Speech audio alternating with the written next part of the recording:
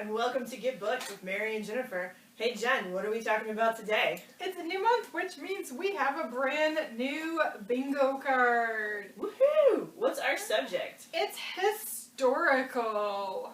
So lots of historical fiction. Ooh, fascinating. I love historical fiction. How about you? I can get behind it if it's a really good time period, but there are some time periods I do not like to read about. I do know that. I found that out the hard way. I'm picky about what I read. Whereas, I'm just giving me all of the books. But that's cool. I know you are also a big fan of the romance historical fiction. I do like the romance historical. Cool, but today we're not talking about romance historical. We are talking about young adult historical fiction. Which might have some romance in it. This is true. I did not pull this one for mine, but I almost pulled two of our alternate history books. So they're historical fiction with a twist. So that also counts in this. Do you want to go first? Sure. Okay. Oh, I think I see one of your favorites. It is. We've talked about this before, so I'm not going to say too much about it. It is Grave Mercy. It is about assassin nuns. And that's it. That's like it. Isn't it a trilogy? So it's a trilogy, and then there's like a duology that follows. Okay. So the first three is a real trilogy, and then the second follow one of the characters from the main trilogy, and then a new character, and it's a little bit different setup. That's cool, but I just wanted people to know if they want to sink their teeth into a new, more than one book series. And they're all out, so yeah. You don't have to wait because it's hard to wait on those. Yeah. So, this is LaFevers, right? Yes, she's very good. Yes, she is.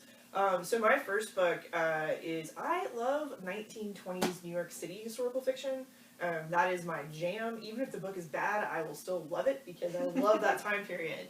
But this one I did like. It's called The Diviners by Libba Bray. This one's a little bit of an older historical fiction. It's been out for several years, much like Grave Mercies.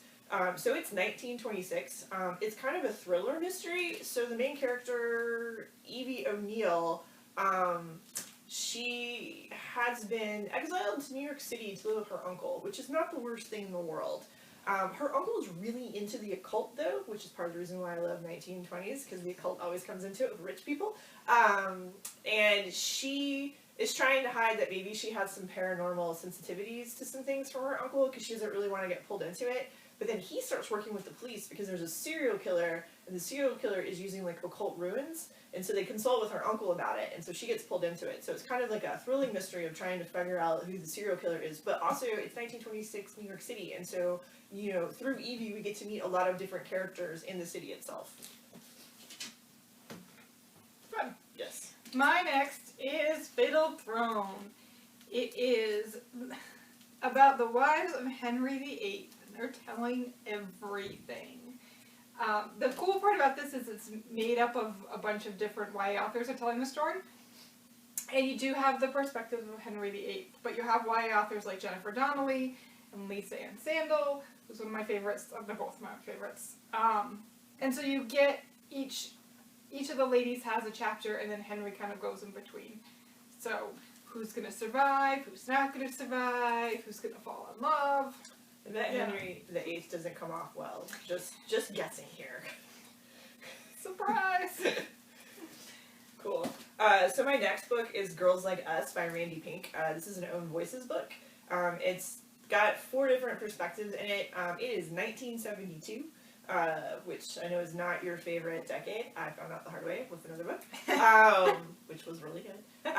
So in this one, it takes place, I believe, in the South from the perspective... Oh, sorry. Own Voices means it is a book written by someone from that minority. So in this case, Randi Pink is an African-American woman. Anyway, so as it turns out, Ola is now pregnant, and she's a teenager, and it's the 70s, and she's like, oh dang, what am I gonna do?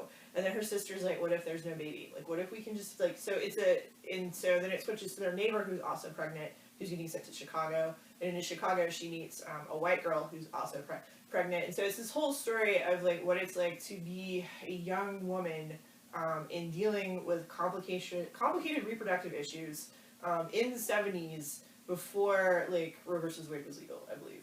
Or it's, right on the cusp. I can't remember the exact date Roe versus Wade passed. Terrible librarian.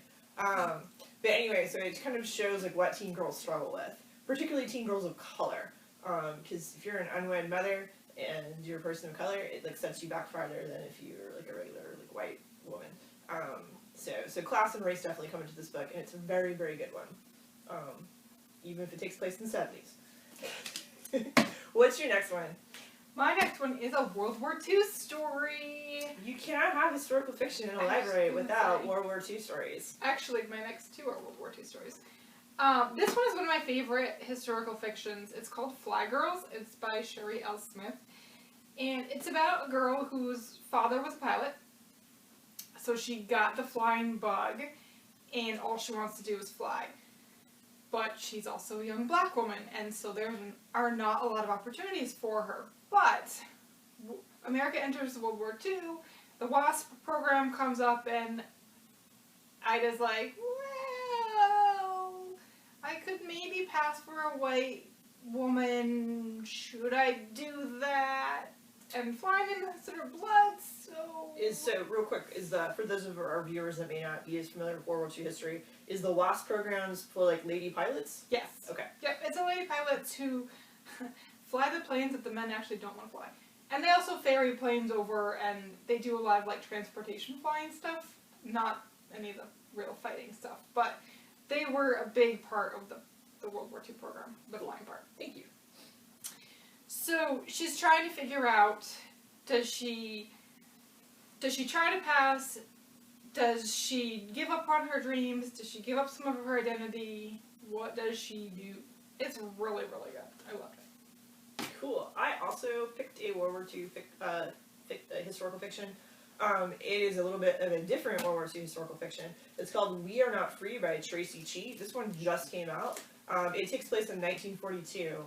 It follows 14 Asian American teenagers who are Japanese American who are sent to an internment camp because of their Japanese ancestry, despite the fact most of them are born in America, or they're pretty much like American teenagers, and so they're like, what? So it's their story in the internment camps, and I'm kind of glad that books like this are kind of coming out now because you know, it's something that we don't often talk about, that like we also had, because internment camps are also concentration camps to a certain extent. And so this is a story that follows these 14 teens and how they're kind of like their camaraderie and how they band together and just kind of try and get through a really difficult time. So, and it's new, so you should totally read it. My next one is a little bit different. It is also World War II. So it's called For Freedom, The Story of a French Spy. It's by Kimberly Brubaker Bradley.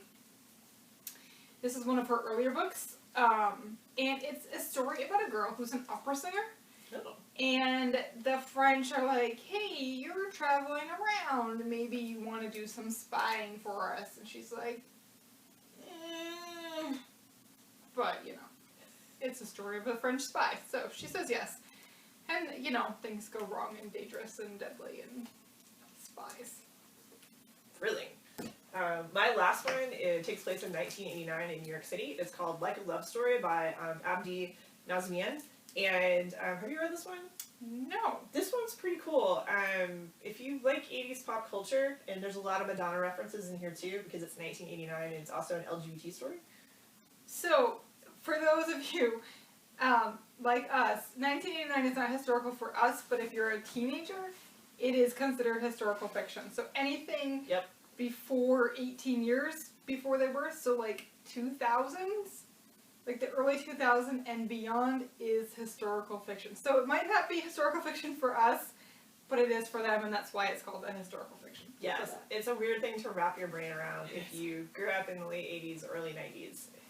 It went through the grunge period, because you're like, what, that's historical fiction now? Yes, it is, my friend.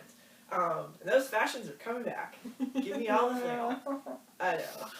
Flannel's fine. Some of the other things. There's a lot of, oh, the glasses. I don't want those glasses frames to come back. Anyway, so Reza is an Iranian teen that's just moved to New York City with his family, and he is in the closet, because he's in the closet, he meets Judy, who wants to be a fashion designer, and they start dating.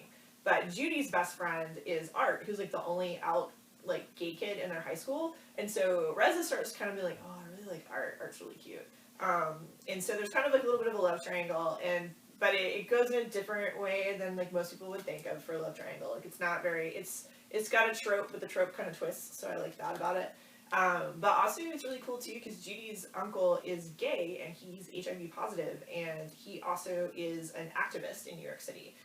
So this also has a lot of like the HIV activism in the background too, which is really cool because a lot of people don't know that part of LGBT history that are younger, and a lot of people who are not LGBT have kind of forgotten about it.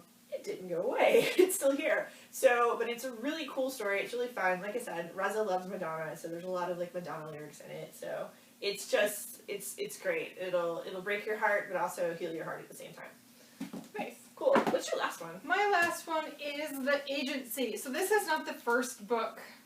The first book was checked out. Well, that's great. It is. So I think there's 5 books now in this series, and it follows a young woman who at the start of the first book, she's an orphan, and she tries to steal something, and she gets caught. And I believe she's just about to receive punishment for that crime, and the ladies of this school kind of save her and say, we're going to educate her and we'll take her in and all that. So at the start of the first book, she is, like that's kind of the prologue, and in the first chapter, she's finishing school and she's trying to figure out what to do with her life. And the ladies call her into their parlor and they have tea, and they say, so we actually do other things besides educate people.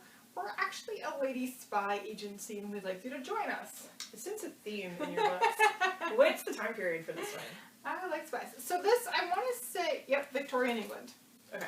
So she is also mixed race. So she's half Asian and, only not half, but she's half Asian, half English. And so there's a lot of talk about her race because no one can ever quite figure it out. You know, microaggressions, which we talked about a little bit last week, where there are, how did you define? You defined it really well last week. Did I or did I pass the buck to Jerry Kraft's new kid?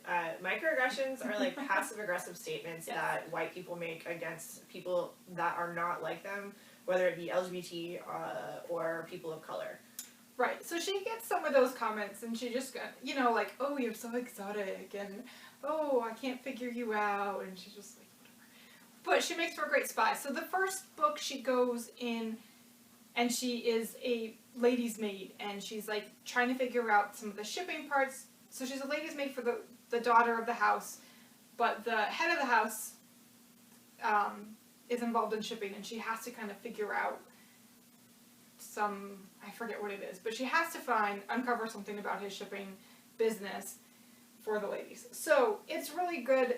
There's, she meets the queen, there's action, lots of danger, there's romance because, you know, You're you. it is me. So it's a really, really fun series called Agency, and this is by Y.S. Lee. Cool. That's awesome. So, historical fiction is the bingo card for March. And don't forget, you get a bingo and you get a fun mug, and then we have new prizes that are on the way. We will showcase them when we get them. So don't forget to fill out your bingo cards, and then also if you are able to get the full, we are also entered into a drawing for a local gift card from a local business. This month I think we're showcasing, was it? Inishmore. Inishmore, because it's March. So yes. St. Patrick's Day, so let's do the Irish pub. So that'll be cool, and then also if you get the blackout bingo and you fill out the whole card, you get entered into a super secret end of the year blowout raffle, which it'll be really nice. It'll be awesome. It's gonna be really cool. So yeah, we realize that, you know, the end of the year is still far away, but you know, you can keep working on it. So yeah, so thank you for joining us to get booked, and I have fun shoes this week. Oh. I do, I brought my rainbow shoes. Nice. Yeah. Alright, cool. So that has been Get Booked for this week. Who knows what we'll talk about next week? It'll mystery. It'll be a Maybe a historical mystery. I'm just gonna say that. Look at you go with the puns. Wait, was that a pun? I don't know. No. Alright, cool. I'll try harder next week for that. Alright, goodbye.